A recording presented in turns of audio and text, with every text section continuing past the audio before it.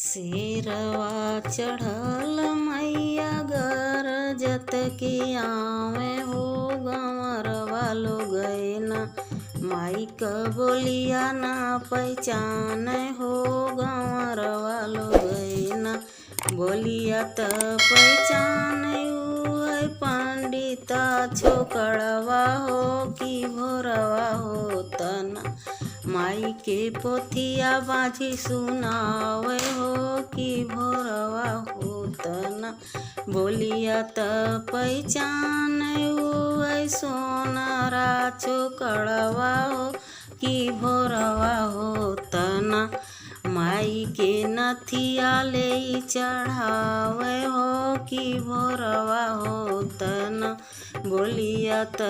पहचान है मालिया छोकड़वा हो कि भोरवा हो तना माई के गजला ले चढ़ावे हो कि भोरवा हो तना बोलिया त पहचान रे जावा छोकड़वा हो कि भोरवा हो तना माई के चुनरी ले चढ़ावे हो कि भोरवा हो तना बोलिया त पहचान है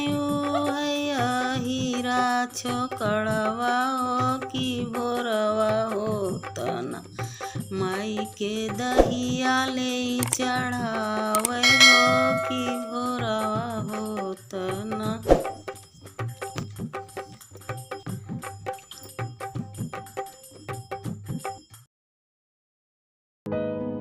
मेरे प्रिय दर्शकों,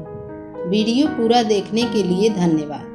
अगर आपको यह वीडियो पसंद आया तो कृपया इसे लाइक और शेयर करें और अपने सुझाव कमेंट करें।